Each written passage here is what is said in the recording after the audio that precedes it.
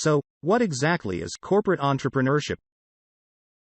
Corporate entrepreneurship is defined as the process by which teams within an established organization conceive, develop, launch, and manage a new business that is distinct from the parent organization by leveraging the parent organization's resources.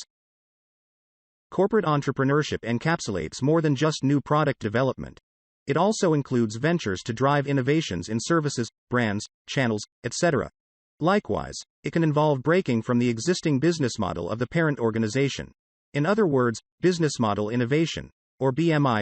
For more information on BMI, we have included a link in the description below.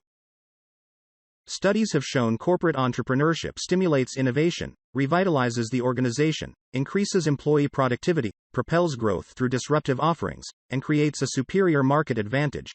In fact, corporate entrepreneurship is a cost-effective approach to promote and maintain a competitive advantage. So, how do we adopt and drive corporate entrepreneurship?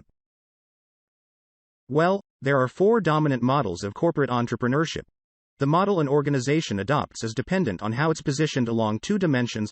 1. Organizational ownership and 2. Resource authority. Organizational ownership refers to who within the organization has primary ownership for the creation of the new venture. Resource authority addresses how the venture is funded and resourced. These 4 models, and how they map against the dimensions, are depicted on this PowerPoint slide. Let's dive a bit deeper into each of these operating models. The Opportunist. All organizations begin here as the Opportunist, where there is little organizational ownership or resource authority. Under this model, the organization has no deliberate approach to corporate entrepreneurship. Internal and external networks drive concept selection and resource allocation. Since corporate entrepreneurship is not being actively managed in the Opportunist model, this model only works well in corporate cultures that are very trusting. The culture should also be fostered to support experimentation and innovation. Without this type of environment, many ideas can fall through the organizational cracks or never receive sufficient funding.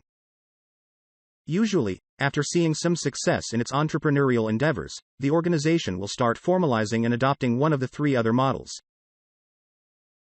The goal under the enabler model is to facilitate entrepreneurial employees and teams. Thus, under this model, the organization provides both funding and senior management attention to prospective corporate entrepreneurship projects. The thinking here is that employees will be willing to develop new ideas if they have adequate, foundational support. A great example of the enabler organization is Google. In fact, both Gmail and Google Maps began as employee side projects. Google allows employees to spend 20% of their time working on corporate entrepreneurial projects.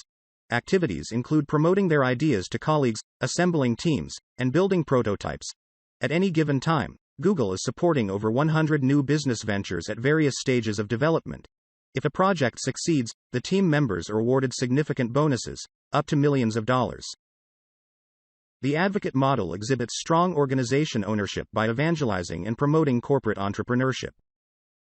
There are 2 primary strategic goals of the advocate. 1. Reinvigorate or transform business units.